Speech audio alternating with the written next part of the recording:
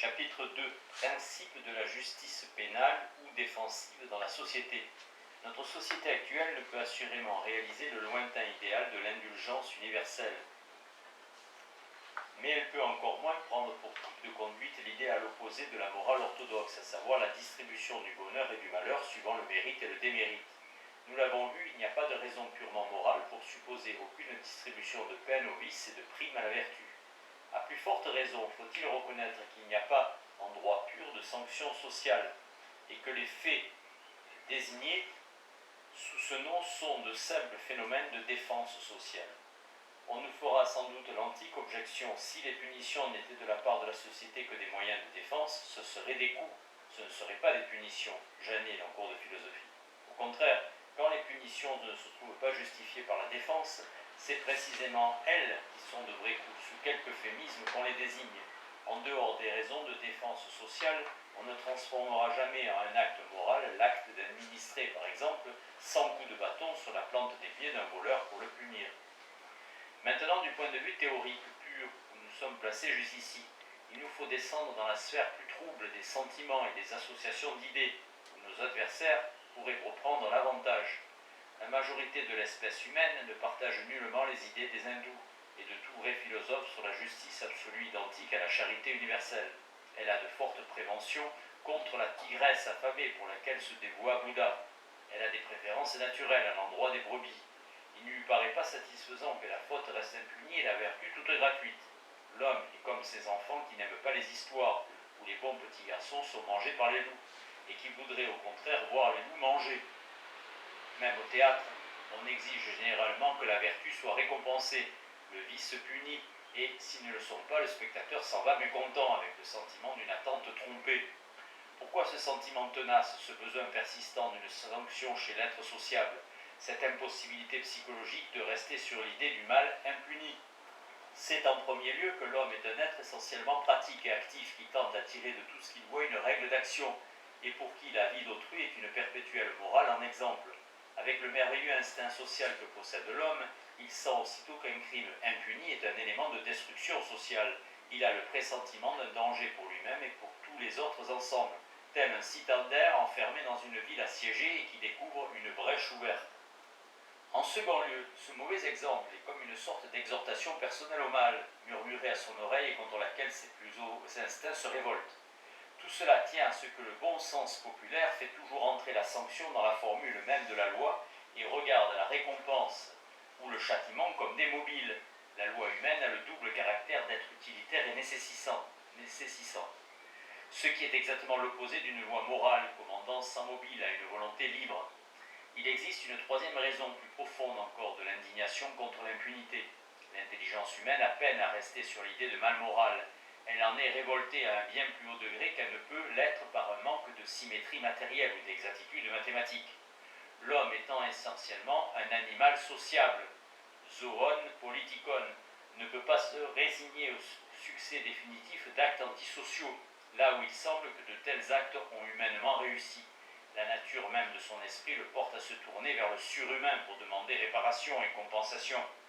Si les abeilles enchaînées tout à coup voyaient l'ordre de leurs cellules détruit sous leurs yeux sans avoir l'espérance d'y porter jamais remède, leur être tout entier serait bouleversé, et elles s'attendraient instinctivement à une intervention quelconque rétablissant un ordre aussi muable et sacré pour elles que peut l'être celui des astres pour une intelligence plus large. L'esprit même de l'homme se trouve pénétré par l'idée de sociabilité. Nous pensons pour ainsi dire sous la catégorie de la société comme sous celle du temps et de l'espace.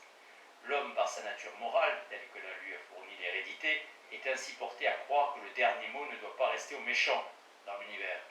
Il s'indigne toujours contre le triomphe du mal et de l'injustice. Cette indignation se constate chez les enfants avant même qu'ils sachent bien parler, et on en retrouverait des traces nombreuses chez les animaux même. Le résultat logique de cette protestation est le refus de croire au caractère définitif de son triomphe.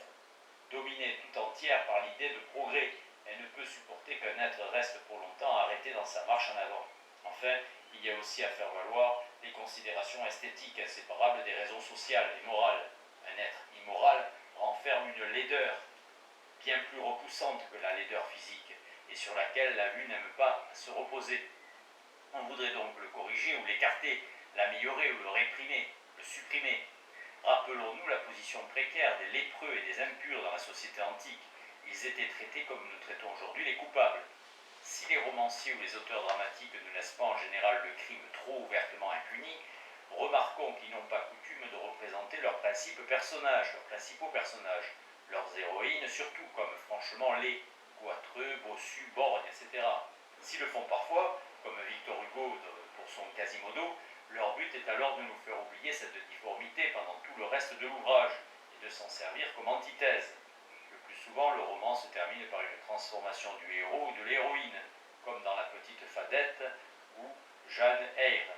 La laideur produit donc bien à un moindre degré le même effet que l'immoralité, et nous éprouvons le besoin de corriger l'une comme l'autre. Mais comment corriger du dehors l'immoralité? L'idée de la peine infligée comme réactif se présente aussitôt à l'esprit. Le châtiment est un de ces vieux remèdes populaires comme l'huile bouillante dans laquelle on plongeait, avant Ambroise Paré, les membres des blessés. Au fond, le désir de voir le coupable châtié part d'un bon naturel. Il s'explique surtout par l'impossibilité et l'homme de rester inactif, indifférent devant un mal quelconque. Il veut tenter quelque chose, toucher à la plaie, soit pour la fermer, soit pour appliquer un révulsif, et son intelligence est séduite par cette symétrie apparente que nous offre la proportionnalité du mal moral et du mal physique. Il ne sait pas qu'il est des choses auxquelles il vaut mieux ne pas toucher. Les premiers qui firent des fouilles en Italie et qui trouvèrent des Vénus avec un bras ou une jambe de moins, éprouvèrent cette indignation que nous ressentons encore aujourd'hui devant une volonté mal équilibrée. Ils voulurent réparer le mal, remettre un bras, emprunter ailleurs, ajuster une jambe. Aujourd'hui, plus résignés et plus timides, nous laissons les chefs-d'œuvre tels quels, superbement mutilés. Aussi, notre admiration même des plus belles œuvres ne va-t-elle pas alors sans quelques souffrances? Mais nous aimons mieux souffrir que profaner. Cette souffrance en face d'un mal, ce sentiment de l'irréparable, c'est plutôt encore devant le mal moral que nous devons l'éprouver. Seule la volonté intérieure peut efficacement se corriger elle-même, comme les lointains créateurs des Vénus de marbre pourraient seuls leur redonner ces membres polis et blonds qui ont été brisés. Nous sommes réduits à la chose la plus dure pour l'homme, à l'attente de l'avenir. Le progrès définitif ne peut guère venir que du dedans des êtres. Les seuls moyens que nous puissions employer sont tout indirects, l'éducation par exemple. Quant à la volonté même, elle devrait précisément être sacrée pour ceux qui la regardent comme libre, tout au moins comme spontanée. Ils ne peuvent sans contradiction et sans injustice essayer de porter la main sur elle. Ainsi, le sentiment qui nous pousse à désirer une sanction est en partie immoral. Comme beaucoup d'autres sentiments, il a un principe très légitime et des applications mauvaises. Entre l'instinct humain et la théorie scientifique de la morale existe donc une certaine opposition. Nous allons montrer que cette opposition est provisoire et que l'instinct finira par être conforme à la vérité scientifique. Pour cela, nous essayerons d'analyser plus à fond que nous l'avons fait encore le besoin psychologique d'une sanction chez l'être en société. Nous en esquisserons la genèse et nous verrons comment, produit d'abord par un instinct naturel et légitime, il tend à se restreindre, à se limiter de plus en plus avec la marche de l'évolution humaine. S'il est une loi générale de la vie, c'est la suivante. Tout animal, nous pourrions étendre la loi même aux végétaux, répond à une attaque par une défense, qui est elle-même le plus souvent une attaque en réponse, une sorte de choc en retour. C'est là un instinct primitif qui a sa source dans le mouvement réflexe, dans l'irritabilité des tissus vivants, et sans lequel la vie serait impossible. Les animaux privés de leur cerveau ne cherchaient-ils pas encore à mordre qui les pince? Les êtres chez lesquels cet instinct était plus développé et plus sûr ont survécu plus aisément, comme les rosiers plis d'épines. Chez les animaux supérieurs tels que l'homme, cet instinct se diversifie, mais il existe toujours. En nous se trouve un ressort prêt à se détendre contre qui le touche, semblable à ces plantes qui lancent des traits.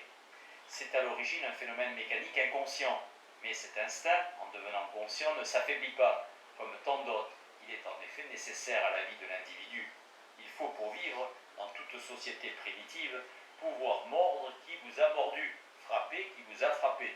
De nos jours encore, quand un enfant, même en jouant, a reçu un coup qu'il n'a pas pu prendre, il est mécontent, il a le sentiment d'une infériorité. Au contraire, lorsqu'il a rendu le coup, en l'accentuant même avec plus d'énergie, il est satisfait. Il ne se sent plus inférieur, inégal dans la lutte pour la vie.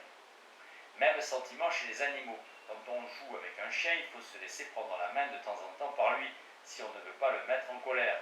Dans les jeux de l'homme adulte, on trouve le même besoin d'un certain équilibre entre les chances. Les joueur désire toujours, suivant l'expression populaire, se trouver au moins manche à manche. C'est sans doute avec l'homme de nouveaux sentiments interviennent et s'ajoutent à l'instinct primitif. C'est l'amour-propre, la vanité, le souci de l'opinion d'autrui, n'importe. On peut distinguer par-dessus tout cela quelque chose de plus profond, le sentiment des nécessités de la vie. Dans les sociétés sauvages, un être qui n'est pas capable de rendre, et même au-delà, le mal qu'on lui a fait, est un être mal doué pour l'existence, destiné à disparaître tôt ou tard. La vie, même en son essence, est une revanche permanente contre les obstacles qui l'entravent. Ainsi, la revanche est-elle physiologiquement nécessaire pour tous les êtres vivants, tellement enracinés chez eux que l'instinct brutal en subsiste jusqu'au moment de la mort. On connaît l'histoire de ce Suisse mortellement blessé qui, voyant passer près de lui un chef autrichien, trouva la force de saisir un bloc de rocher et de lui briser la tête, s'anéantissant lui-même par ce dernier effort. On citerait encore bien d'autres faits de ce genre où la revanche n'est plus justifiée par la défense personnelle et se prolonge pour ainsi dire jusqu'au-delà de la vie, par une de ces contradictions nombreuses et parfois fécondes, qui produisent chez l'être social tantôt des sentiments mauvais, comme l'avarice, tantôt d'utiles sentiments, comme l'amour de la gloire. À tout ce mécanisme, remarquons-le, la notion morale de justice ou de mérite est encore étrangère. Si un animal sans cerveau mord qui le blesse, l'idée de sanction n'a rien à y voir. Si vous demandez à un enfant ou à un homme du peuple pourquoi il donne des coups à quelqu'un, il pensera se justifier pleinement en vous disant qu'il a été d'abord frappé lui-même. Ne lui en demandez pas plus long. Au fond, pour qui ne regarde que les lois générales de la vie, c'est une raison très suffisante.